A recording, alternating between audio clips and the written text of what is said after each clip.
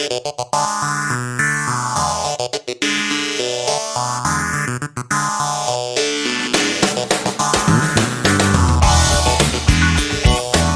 and welcome to this episode of Akrinos Access. I'm Eric Matei, joined by the one and only Steve Alexander. Welcome, Steve. Thank you, Eric. Thank you for joining us this evening. Thanks for having me. Thanks for having me. I say the one and only Steve Alexander because, Steve, I think I've shared this with you. I mean, I look at you and all of your insights and all the work you have done in this area of escaping managed care, growing out of network practices, and what have you. So I suppose it would warrant a bit more of an introduction for perhaps those members of the audience who have not yet come to know you. But on that note, again, want to welcome everyone to this episode of Akrinos Access, where today we are talking all about how to grow an out-of-network optometry practice. And we are joined by someone who is an expert, an authority on that front, Mr. Steve Alexander. We've got a ton to get into this evening. So, Steve, what do you say we jump right into it? That sounds great. If you want me to kick off with a bit of an introduction, I, as of last year, passed 20 years in eye care. I started as an optician when I was 16, and one of the things that I put together as head of marketing at Anagram is an ad that compares the price of an oil change for when I started as an optician to the price of an oil change today, and the price of an in-network eye exam reimbursement when I started as an optician to the price of an in-network eye exam reimbursement today. And the reason I put it that way, because I started when I was 16, the first thing I did with my first optician paycheck was I got myself an oil change. So I have a very distinct memory, and those things are extremely connected in mind. So when I started 2001, an oil change was about $15, and an eye exam reimbursement with a major vision plan was $40. Today, the least expensive oil change you can get is $45, and an eye exam reimbursement from that plan still $40. Wow. Well, I suppose on that front, two call-outs there. One, certainly your vast experience around the industry, and it's important, and again, why I wanted to have you join us for this episode, because you've got so much experience in your 20 years around the industry, but also that little reflection called out another point, and that is what is going on with the state of the industry and the role of managed care. So I suppose on that front, Steve, to kind of set up this evening for what it's all about, this is supposed to be educational, informative, and empowering, right? So everyone who's joining us, please do feel free to chime in the chat, toss questions out in real time. But we really want to start with, Steve, kind of sharing the background of managed care. In other words, if we look at what's going on in our industry right now, what's kind of gotten us to this place? So give us a little history lesson, if you will. Happy to. I think this is a really important conversation to set the stage. And when I started in eye care, I worked for a franchised Pearl Vision, at the time owned by Cole Vision, a couple of years ahead of the Luxottica acquisition. And in the intervening 20 years, the things that have happened started with VSP being this champion for private practice eye care, owned by ODs, for ODs, to level the playing field as much as possible against the Luxotticas of the world. And over time, what started as a nonprofit entity became an extremely for-profit entity. In addition, vertical integration has pervaded every element of eye care. So Essilor and Luxottica existed separately, both giant behemoths, global powerhouses in their individual spaces, combined a few years ago and became this monolith. VSP, while it was a vision plan, they acquired a frame company, they acquired software companies, they acquired labs and licensed lens designs and cell contacts, and more and more they have created onerous restrictions and rules for ODs to participate that they have to follow. So as an OD, if you've been in network for a while, it's very difficult to escape because, and you'll hear me talk about this fairly often, it is a function of physics.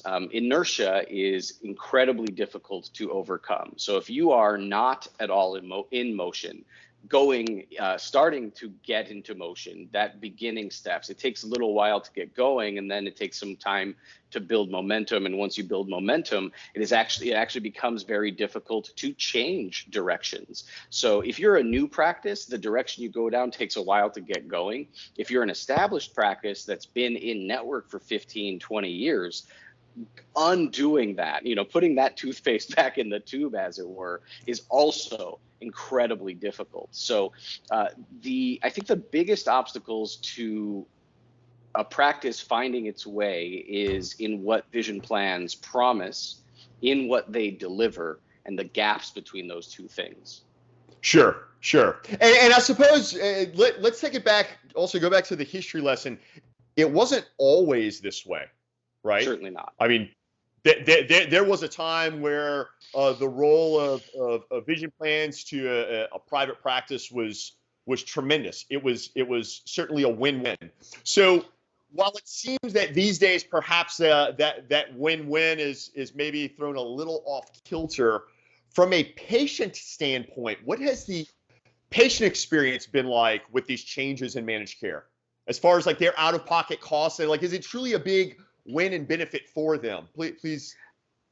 It's very difficult to measure for a number of reasons. When a patient comes into a practice, let's say they have VSP, and I'm going to talk about each vision plan by name because they all have particular characteristics, but everyone listening should know every vision plan has pros and cons. Every vision plan does something better than other things that they do. But in this case, VSP is a really good example because there are a number of really well-defined tiers of benefits and a number of really well-defined abilities to access those benefits. So when a patient has VSP, they don't really register whether they have choice or signature, the two major vision plans within VSP. They don't register what those are because it's deliberately opaque. That is not an accident. And that is also not limited to vision plans. Insurance in general, very difficult to understand what it's actually going to cost you once you've gone in and received services. So while VSP can make the claim that the patient-facing benefits keep improving, there are a number of caveats that come with that. They keep improving provided the patient goes to a premier practice. They keep improving provided the patient purchases Marchand eyewear. They keep improving provided the patient purchases Unity progressives. They keep improving provided the patient purchases VSP branded contact lenses.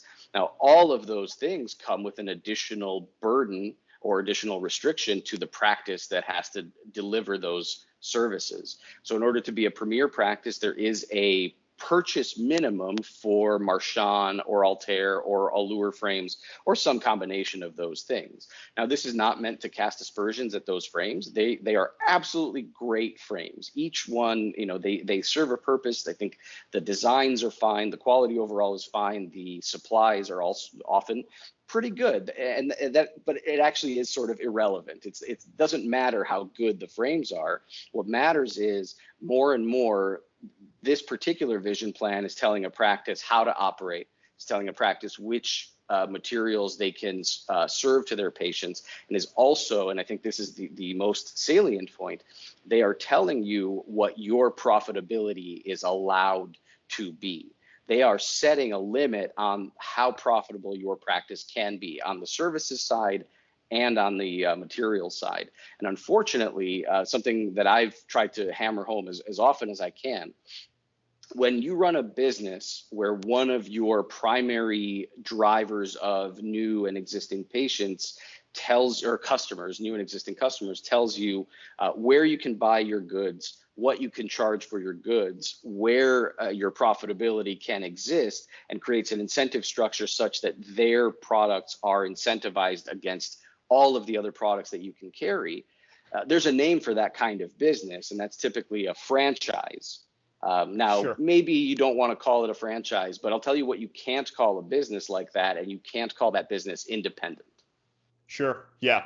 So on that note, do you have any type of examples? I mean, any case studies you can kind of share, kind of around that, like better help us like quantify and grasp Sure. So, like with VSP in particular, VSP Premier is the best case scenario. So, when you enroll, when you credential into the VSP panel, you can be a standard VSP practice, or you can be a VSP Premier practice, which necessitates that you buy a certain dollar amount of Marchand product or whatever frame product they're pushing at the time. And often it comes with a requirement to do some amount of lab work in a particular lab setting. When you've done those things, you've invested a fair amount of money into VSP to provide these services. The patient gets a $20 or $40 incentive to buy those frames. So what happens in that case, when the patient knows of all of the various co-payments and discounts and materials that they might have access to, the one thing that they know for sure is they get an additional $40 benefit to buy Marchand frames. So that's what they come in asking for. And unraveling that becomes more difficult. Not that you always have to, but it does sort of pigeonhole a patient into those allowances. There are case studies that we have that are written in more kind of direct terms, but broadly, what you can understand is the patient doesn't really understand their benefits, but they understand an additional $40 when you buy a particular frame. So that's what they tend to do. Sure. And the other sort of hidden benefit to vision plans about this is when you're in network with a bunch of different vision plans, you have to see more patients than you otherwise might want to in order to remain profitable. So a practice that is in network with vision plans tends to see 40 to 60% more patients on a daily basis than a fully out of network one. Why, you might ask? Because the amount of reimbursement that they get, their profitability on a per patient basis is much, much lower. So in order to bridge that gap, they have to see more patients. They have to make it up on volume and churn. What happens when you make it up on patient volume?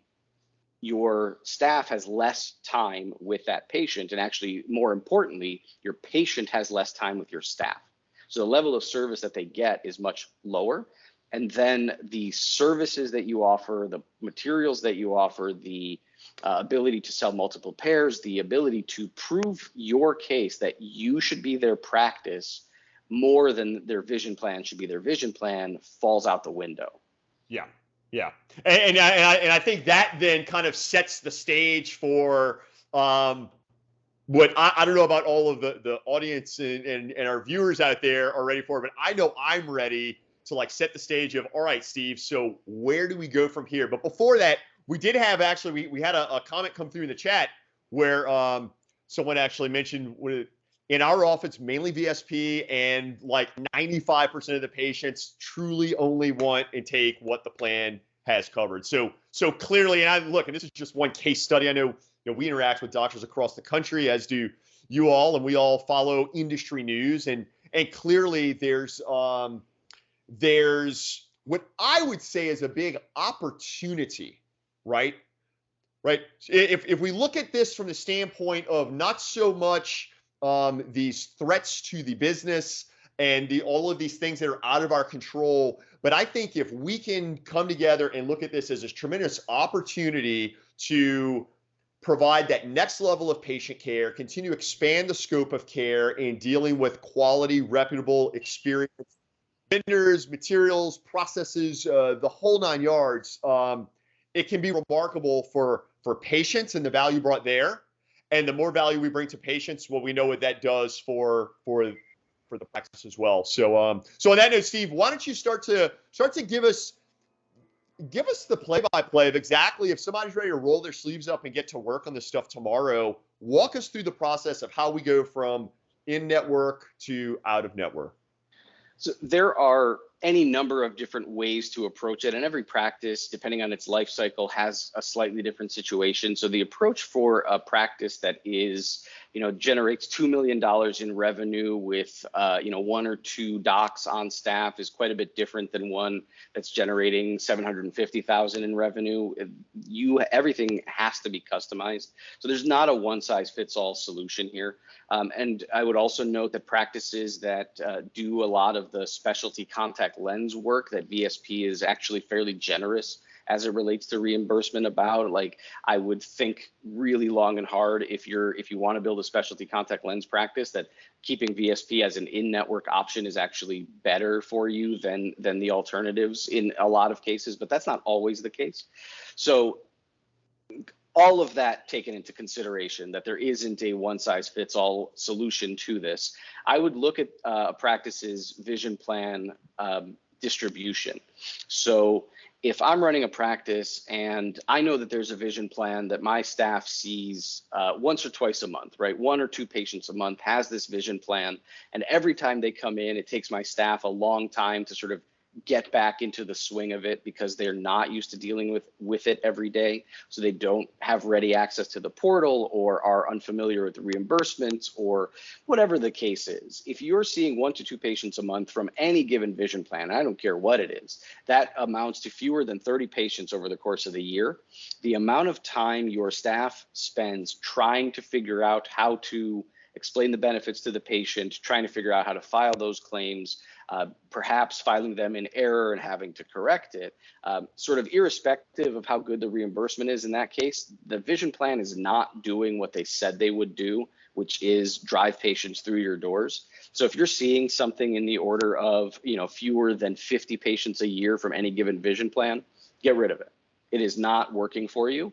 And no amount of good reimbursement will make up for the gap in what they are not doing. So that's a simple one. That's a really easy one. If they're not driving patients to your door in a way that significantly affects your practice, kick it out the door. Nothing's going to happen. The worst case scenario, you're going to lose those 50 patients or 30 patients or whatever it is. But your appointment book has gotten a lot more slots available. Those 30 slots are available for other patients. And if you've got a specialty that you want to build towards, start building towards it. That's an easy one. That's low hanging fruit. Absolutely. And it's also, I was going to say, it's also important to point out, you mentioned that side of that vision plan is not upholding their end of the bargain and sending you patients. But also, mind you, and I think the other point that you were touching on is that when you look at that, if they're coming in less than 50 patients per year, when you look at the overhead that's associated with serving that patient, it's not worth it, right? Because clearly, to Steve's point, your team is probably not used to the processes, and there are just other things that are going to drive up that incremental overhead of those patients, and it's not serving the practice. So, step number one, do a, what did you call it? You called it like a vision plan audit? Yeah. Right? Yeah. Sure. So do a vision plan audit. Any plans that you've ID'd with less than 50 patients, unless you're like a brand new cold start, literally like just starting out. But if you're an established practice and you've got a plan that you're seeing less than 50 patients a year, heavily consider definitely start there. If you're going to go this route, start there. Exactly right. Yeah, because when I'm talking about this, I'm always going to think about it in a way that has the lowest possible negative impact on your practice initially. And that is, if you lose 100% of those patients because you're no longer in network, one, they were never your patients to begin with, which is, I think, a really important thing to internalize as a practice, right?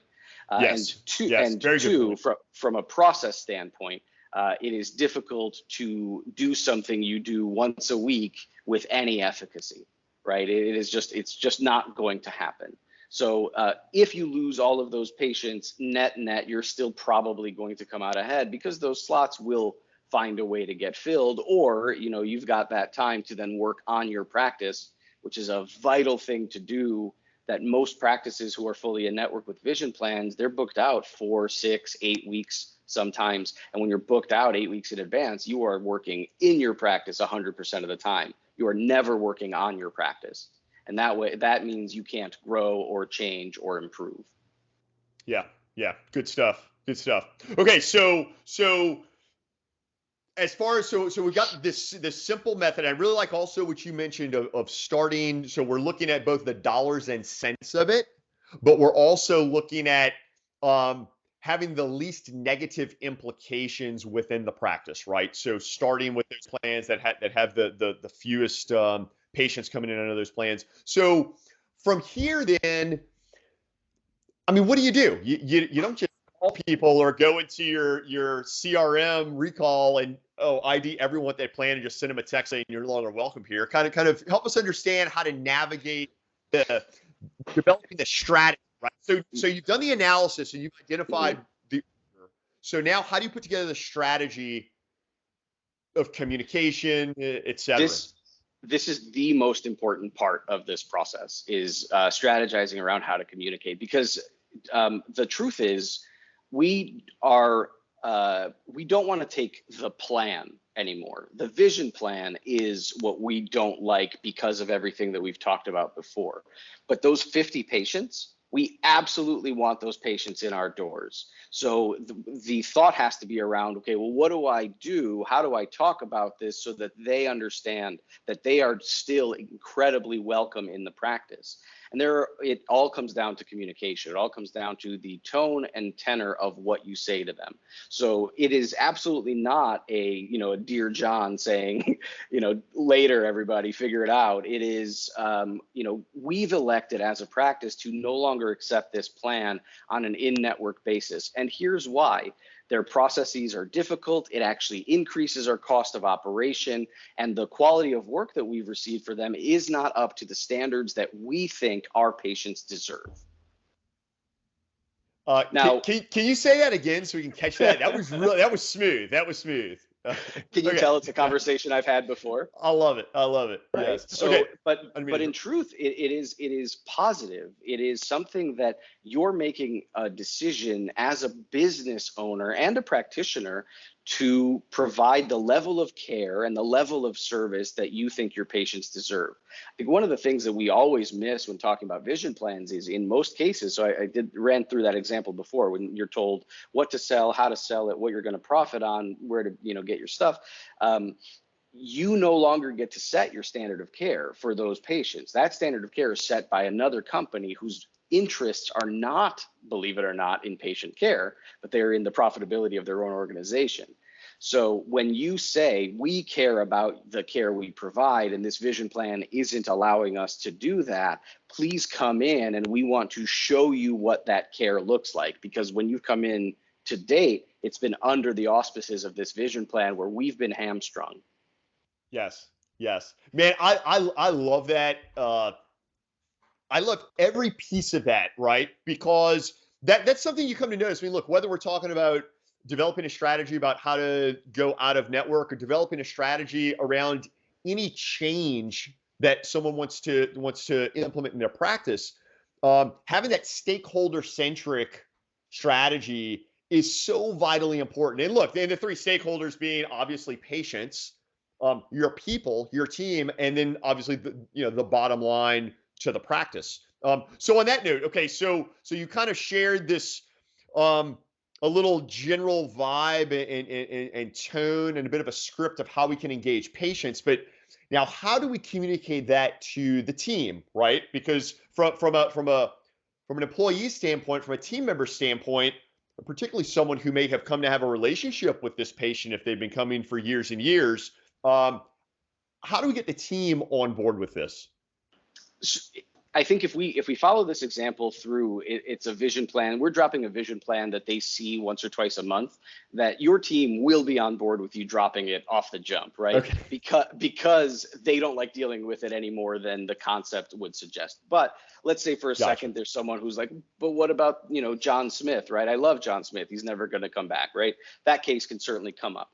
So then you have to start to think about what your practice is as a private pay entity. And what I mean by that is, I'll give you a quick example. So I was consulting with a practice out of Illinois, actually my home state. And I was talking to the owner and the office manager, and the owner was saying, or the practice manager was saying, we're having a really hard time converting our formerly in-network patients to out-of-network patients. And I said, cool, let's role play. Let's see how this sounds. So I called as the patient and I said, hey, I have this vision plan, blah, blah, smash cut to, how much is your eye exam? And then the office manager said $159. I said, okay, why? And then dead silence, right? And I think that case in point is one of the bigger issues that staff has a hard time to understand, and practice owners and practice managers have a hard time articulating. Because when a patient is accustomed to paying $25 for their eye exam and you're suddenly asking them to pay $160, that is a big jump. It's a huge jump. It is an order of magnitude and then some. If you, as the office manager or the front desk person or the optician, don't understand why your costs are what they are, then there's no way you're going to be able to explain it to a patient. So step one is there. Yeah. And by the way, that whole understanding the value of what's going on in the practice, man, that's a whole other talk. We need to have another conversation on that topic alone. Because it clearly is something that needs to be identified. And quite frankly, with so much change occurring right now in our industry, right, with the advent of private equity, corporate care, with the advent of telehealth and questionable telehealth care, to the brick and mortar private practice, now more than ever, you need to understand and own your brand and the quality of care that you deliver. So okay, so back on topic here. Okay, so we want to go out of network. We start with analysis. So we're going to do a managed care audit. Go in order of magnitude, starting at the smallest, right? Yeah. So I call it a bottom-up approach. A bottom-up approach. There you go. Fabulous. Okay, so analyze the plans, take a bottom-up approach. As far as the strategy goes, we want to embrace and give all that love to our patients, and positioning the decision around the fact that plan that they were previously coming in under is a disservice to them as the patient and a disservice to the care that we can provide them as the patient, right? Then the second piece regarding strategy is, well, you mentioned regarding the rollout to staff, and for the most part, staff are pretty much on board, but kind of sharing that same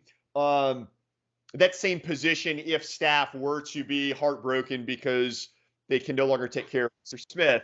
But again, put it in the context that that plan was a disservice to Mr. Smith and the practice's ability to provide care to Mr. Smith. So we're going to do that, but we still will have another way to provide the care to Mr. Smith. Absolutely right. So that most vision plans, not all vision plans, but most vision plans in the States today offer some kind of out-of-network benefit.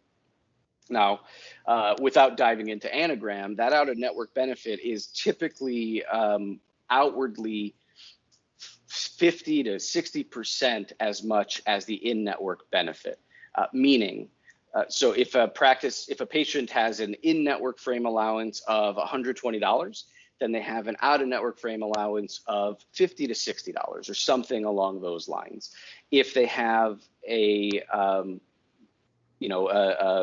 anti-reflective coating covered on an in-network basis, which is exceedingly rare these days, they will have an increase in their lens reimbursement on an out-of-network basis. Now, all of that is hidden behind a 40-minute phone call to a vision plan to get those answers, unless you have access to Anagram. And I don't mean to advertise Anagram here, so let's say that you don't have access to Anagram. If you know what your prices are, if you know what your margins are, you are well within your rights, because you are no longer an in-network provider, to offer a time of service discount. And what that time of service discount is entirely up to you. It is entirely dependent on what your usual and customary fees are, and it is entirely dependent on what you can sell and be profitable. So let's hop back to the bigger vision plans for just a sec. VSP, IMED, et cetera. Practices by and large will try to sell those patients as much as possible. The top tier. Is there a church in your house, Eric? As a matter of fact, there is the most beautiful timepiece, like this 8-foot grandfather clock. It's lovely. As a matter of fact, if we end up going for another 30 minutes until the hour, you'll be able to get the full experience. Fantastic. So the larger vision plans will incentivize practices to sell the most expensive progressive lenses, the most expensive anti-reflective coatings. And I say most expensive and not best, because price is actually increasingly disconnected from quality on the material side. So, and that's not to cast aspersions. Verilux, Zeiss, Hoya, Shamir, they all make a tremendous top tier progressive. They all genuinely do. But you know who else does? IoT and Horizon, and Younger does a great job. There are a ton of great lenses to be had at fractions of the prices. Not to mention that the Comfort was a great lens 10 years ago and is a great lens today. Or, the Zeiss is a bunch of those. So if a patient is no longer in network, all of those lenses become a real possibility for you. So a Verilux X lens, for example, in poly with AR can cost upwards of $350.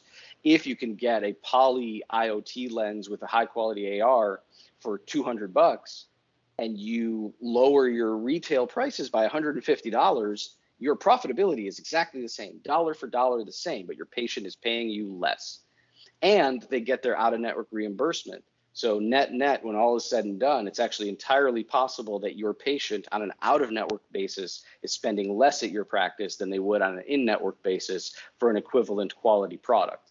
It's not the same name, but if you do your research on the quality of the lenses, the patient will see just as well, if not better, in a lot of cases. A good optician with a good understanding of the lenses available to you can save you a ton of money and increase the perceived quality of your eyewear. Yeah, it's absolutely fascinating. You bring up a couple of really key points, and it really kind of has to do the degree to which there come to be so many hands in the pot, if you will. It's just driving that price up and up and up. And I know we in the work we do with Akrinos, relationships with a lot of really great independent lines and brands across the board. And it is important then as it pertains to implementing the strategy. And I think another key takeaway that you mentioned there, Steve, is you got to do your homework, right? Like you can't just all of a sudden like cut the cord and then be using all the same exact stuff at the pricing as is, because it would be it'd be a challenge to say the least. Certainly. Yeah. And I think you're absolutely right. There are lots of hands in the pot, lots of chefs in that kitchen, lots of people relying on the current construct to go unchallenged. And it's difficult, like what I mentioned earlier, when you're a practice that's seeing 40 to 50% more patients than you're accustomed to seeing, then your opticians don't have the time to learn. They don't have the time to test new stuff. They don't have the freedom actually to do it, because if Brittany had said, if a practice that's mainly VSP and 95% of them are getting only what's covered, then your opticians aren't really opticianing so much. They are order takers for a vision plan, and that patient is a vision plan patient, not really a patient of your office, because they're not really getting the services or products that office wants to be dispensing. I think that's oh my God, everyone should think long and hard about that as a concept, because VSP thinks those patients belong to them. And again, I don't mean to isolate VSP. VSP, IMED, Davis, all of them, they think the patients on their books belong to them. That's why it should come as no surprise when you pull an authorization a couple of days ahead of your patient's eye exam that they are being marketed to by those vision plans. Hey, you're going to see Dr. Eric Matei. Why don't you buy your glasses at iconic.com? Use your benefits there. You don't want to buy their expensive glasses. If they are truly partners with private practice optometry, they would never in a million years think about doing that, but they do. So. Right. And you bring up so many key points, and I think the least of which is that it can be done. It can be done, but it's good work to dig into the numbers and to identify, that bottom up approach that you mentioned, but also that other piece regarding, okay, well, how are we going to price ourselves? What are the bundles of goods and services that we will bundle together to present to a patient? And charging the fee that is deservant there, right? Okay, so this has been fascinating. And actually, I'm glancing at the clock, and I don't want to run out of time without sharing a bit about Anagram. So I suppose, I mean, look, it's really remarkable things that you guys have going on, and really the role that you guys can come to really aid those SOPs, right? Those standard operating procedures in the practice as someone is going out of network. So why don't you share a bit on the background of Anagram, how it works, and give us the rundown? I'd be happy to. So Anagram as an organization, you audience may have heard of it as Patch. It was Patch until about 3 or 4 years ago when we changed to Anagram. What Anagram now offers is two separate products, Anagram Access and Anagram Prosper. Anagram Access largely answers the questions that we've been talking about on this call so far, where we're talking about how do you facilitate an out-of-network transaction. So I mentioned earlier that most of these benefits are hidden behind a 40-minute phone call to a vision plan. What Anagram Access allows you to do is with the same type of information that you get from a patient on an in-network basis. So typically first name, last 4 digits of a social, date of birth, sometimes an employer, depending on the frequency of that individual patient's name in the database, but really basic stuff. In 2 to 4 minutes, again, depending on frequency of the patient's name, our platform will show you what their out-of-network benefits are. My favorite part of this is out-of-network benefits are so much easier to deal with than in-network benefits are. So I mentioned earlier that an out-of-network frame allowance is 40 to 60% of what an in-network frame allowance is. So if the in-network frame allowance is 120, out-of-network is 50 or 60 or something like that. When you think about like VSP, if people have used VSP, you've got at least, I had this burned into my memory when a patient comes in, D level anti-reflective coating costs X dollars. There's a service fee of Y dollars. I'm going to net Z dollars or whatever. I'm always going to recommend that D level anti-reflective coating, but also that $120 frame allowance. Let's say a patient gets a $200 frame retail. It is $200 minus 120 minus 20%. And that's what the patient actually ends up paying you. With out of network, it's a reimbursement amount. You don't discount anything unless you want to. So the patient's going to get $50 back on their frame. Patient's going to get $60 back on their progressive lenses. Patient's going to get $50 back on their exam. Through Anagram's Access platform, based on what they get, based on their diagnoses, you will know at the time of sale what the patient's out-of-network is going to be. You know what they owe you that day, and then in 2 to 4 weeks, they'll get a check in the mail for that amount from the vision plan. That's easy. That makes it way easier to talk about pricing because the reimbursement is consistent. And beyond that, you get this ability to discount, because every out-of-network patient is effectively a private pay patient. So your prices are your prices. You know your cost of goods. You know the products that you're going to give them. You know what the patient's reimbursements are going to be. On an out-of-network basis, you have the chance to make things really, really simple for your patient. Choose your bundle. Every optician I've spoken to, many opticians will say, like, I make a particular decision for every patient individually, but in truth, you can only keep so many progressives in your head. So you have a go-to progressive, and you have a preferred material, and you have a preferred anti-reflective coating. Set the bundle, make it easy for the patient to make that decision. Tell them they're going to get $150 back in the form of a check in a couple of weeks, and you're done. Access allows you to do all of that all in one platform. Now, we also, about 6 months ago, introduced a simpler process. Is there something going on? Like, is there some wind, or is this on my end? Sorry. Maybe the air conditioner kicked on, but I'll just mute the mic. Okay, thank you. Oh, yeah, it's better. Thanks, Eric. A couple of months ago, we introduced a simpler process called courtesy claim, where if you don't want to look a patient's out-of-network benefits up at all, but the patient tells you, I have Davis or whatever, and it's not in network, you can just file a claim for them based on the products that they got. We have an intelligent platform, so you don't have to know V codes, you don't have to know diagnoses. Everything is searchable, everything is very easy to file, and you just send the claim, and when the patient gets it, they get it. If you do a courtesy claim from beginning to end, once you're accustomed to the platform, it'll take you 90 seconds to do it. We will send either a digital CMS claim or a physical one, but we will do it. The practice doesn't have to do anything. And all of that is maintained in your platform, in your Access platform, in your dashboard.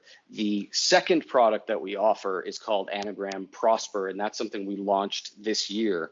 The best way to describe Prosper that I found is a provider-initiated, patient-facing instant rebate program.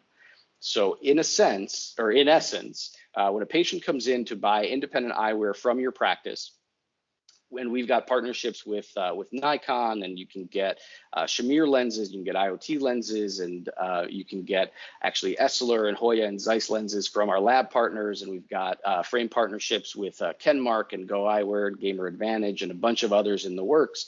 When a patient comes in to buy frame and lenses from you using Prosper, you can give them an instant rebate in the form of a Visa gift card delivered directly to their phone after they've purchased eyewear. And what that allows us to do is fundamentally change the nature of the financial transaction. So Eric, if I'm coming to your practice to buy glasses and they cost me $500, and let's say you give me a courtesy 10% discount, cool, $450.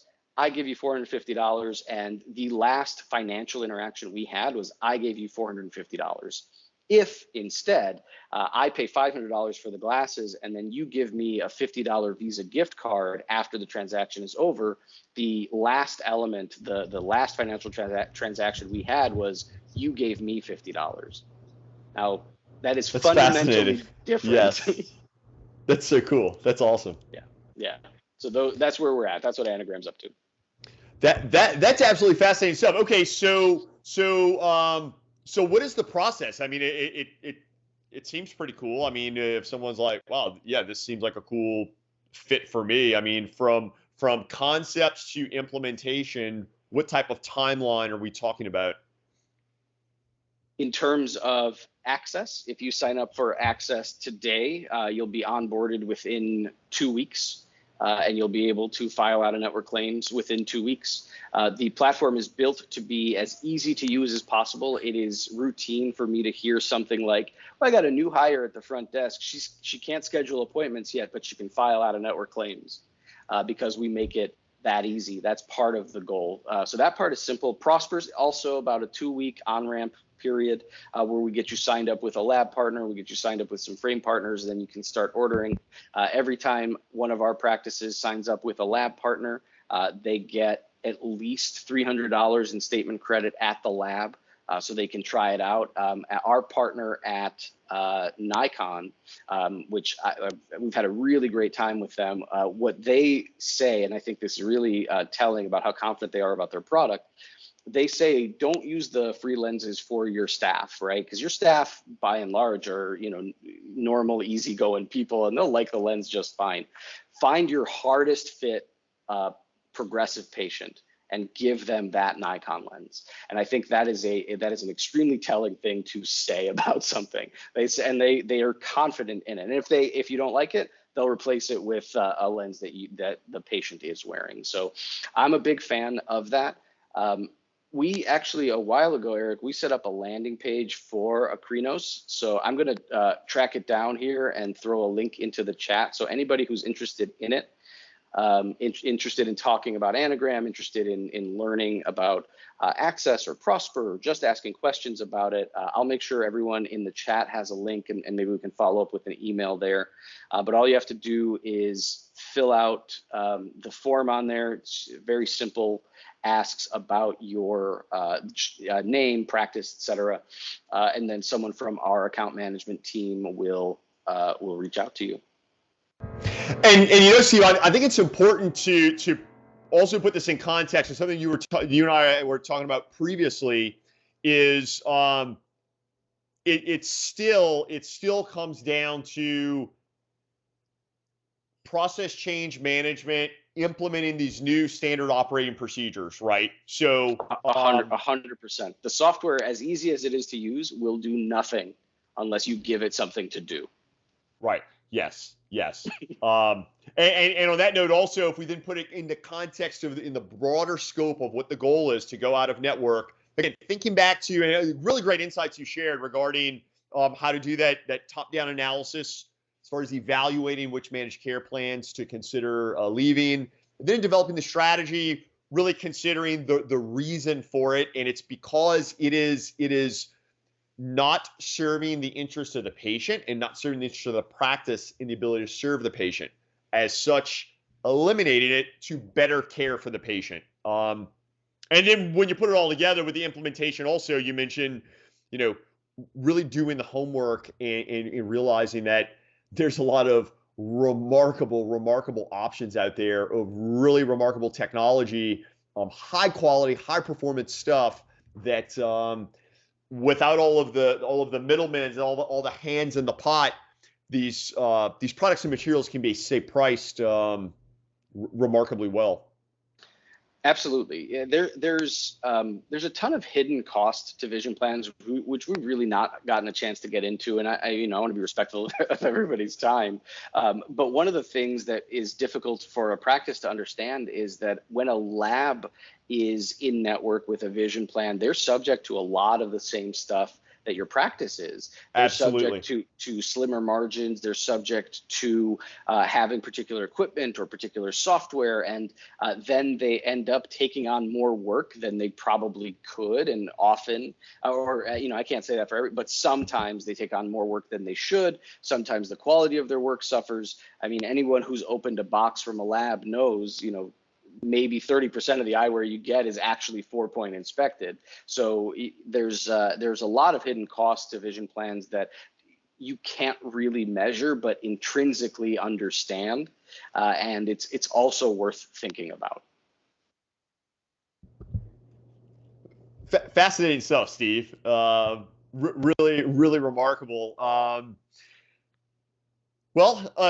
I don't see any further comments or questions coming through the chat. And I tell you, Steve Alexander, thank you so much for joining us on Akrinos Access and kind of walking us through the steps to growing in out-of-network optometry practice. So if folks do want to learn more about Anagram, they can go, the website is? Anagram.care. Anagram.care. That's Fabulous. Right. Yeah, I did send everyone in the chat a link to the Akrinos referral page. So if you fill it out through there, we'll know that you came from this meeting. Something else that I would urge everyone to do is check out our blog. It's called Spyglass. Actually, extremely relevant to this conversation. We've written a series of blogs comparing Verilux lenses to Shamir lenses, and Verilux to Hoya, and Verilux to Zeiss. And you may ask, why do we keep comparing Verilux to everything? And the answer to that question is because that's the one that people are most familiar with. On the other side of this, we're going to have a giant comparison tool for somebody who's accustomed to Verilux to be able to switch to a different kind of manufacturer with similar qualities, similar services, similar patient experience. So we really want to be a resource for practices to think about the industry differently. And to be frank, it is long overdue. Fabulous. Oh, and someone dropped a note. Where is that blog? If you go to anagram.care, at the top toolbar, there is a blog link, or you can go to anagram.care/blog.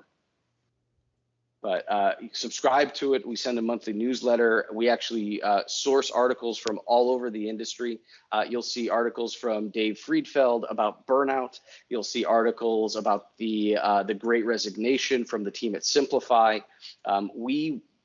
And for clarity, our partner blogs are explicitly not sponsored. They are not paying to be part of this, as opposed to some other publications you might see in the space. And the reason we do that is so that people can speak freely about the things that matter to them and to their practices. So, Eric, I really appreciate the time. The ability to speak with you is always a pleasure. The ability to speak with your audience. Thank you for doing what you do. Anyone on here who hasn't had the pleasure of working directly with Eric, one of the most genuine, heartfelt people who's out here to help. And that's always really gratifying to be on the other side of.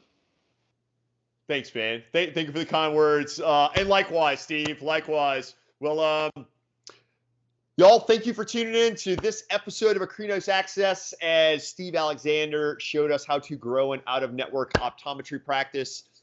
Be sure to follow us on the socials, subscribe to our YouTube channel, and stay in touch with Akrinos, everything we got going on at akrinos.com. And until next time, Eric Tay signing off. Thanks, everybody.